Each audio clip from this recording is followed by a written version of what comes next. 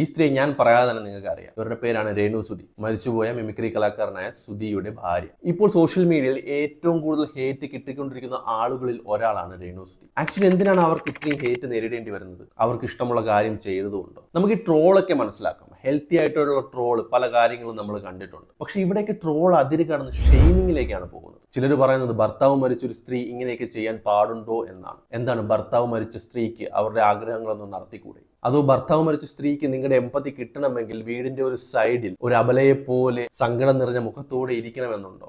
അവർക്ക് ഇഷ്ടമുള്ള ഒരു കാര്യം ചെയ്യുന്നു, അത് ഒരു തരത്തിലും നമ്മളെ ഹാം ചെയ്യുന്നില്ല. കാണാൻ ആഗ്രഹമില്ലാത്തവർക്ക് അത് സ്കിപ്പ് ചെയ്ത് പോകാനുള്ള ഓപ്ഷൻ ഇൻസ്റ്റഗ്രാമും ഫേസ്ബുക്കും എല്ലാം പ്രൊവൈഡ് ചെയ്യുന്നുണ്ട്. ഇതിനൊപ്പം തന്നെ ബോഡി ഷെയ്മിങ്, അവരുടെ സൗന്ദര്യത്തെ ചൊല്ലിയുള്ള കാര്യങ്ങൾ, സ്ലട്ട് ഷെയ്മിങ്, ഇങ്ങനെ പലതരത്തിലുള്ള കാര്യങ്ങൾ അവർക്കെതിരെ ഇങ്ങനെ ശരം പോലെ വന്ന് വീഴുന്നുണ്ട്. ഭർത്താവ് മരിച്ച സ്ത്രീ ഇവിടുത്തെ സൊസൈറ്റി പറഞ്ഞു വെച്ചിരിക്കുന്ന കുറെ കാര്യങ്ങളുണ്ട്, അതെല്ലാം അനുസരിച്ച് അങ്ങ് ജീവിച്ചോളൂ. അവർക്കെന്തോ ജോലി ഓഫർ ചെയ്തു, ആ ജോലി വേണ്ടെന്ന് പറഞ്ഞിട്ട് അവർ അഴിഞ്ഞാടുകയാണെന്ന് പറയാൻ മറ്റു കുറെ ആൾക്കാർ. അല്ല, നിങ്ങളൊക്കെ ആരാണ് മറ്റുള്ളവരുടെ ജീവിതത്തിലേക്ക് കടന്നു ചെന്ന് അവർ ചെയ്യാൻ ആഗ്രഹിക്കുന്ന കാര്യങ്ങളൊക്കെ തടയാൻ നിങ്ങൾക്ക് ആരാണ് അധികാരം നൽകിയത്? ഫ്രീഡം ഓഫ് സ്പീച്ച് ഉണ്ട് എന്നതിന്റെ അർത്ഥം ആരെയും ഷെയിം ചെയ്യാം, ആരെയും എന്തും പറയാം, ആരുടെ കാര്യത്തിലും കയറി ഇടപെടാം എന്നതല്ല. നമ്മളെയോ ഈ സൊസൈറ്റിയോ ഒരു തരത്തിലും ഇവരുടെ വീഡിയോകളോ ഇവർ ചെയ്യുന്ന കാര്യങ്ങളോ ഒന്നും ഹാം ചെയ്യുന്നില്ല. പിന്നെ എന്താണ് നിങ്ങളുടെയൊക്കെ പ്രശ്നം? അവർക്ക് ഇഷ്ടമുള്ളതുപോലെ ജീവിക്കട്ടെ. അത് ചെയ്യാൻ പാടില്ല എന്ന് പറയാൻ നമുക്ക് ആർക്കും തന്നെ യാതൊരു അവകാശവും ഇല്ല.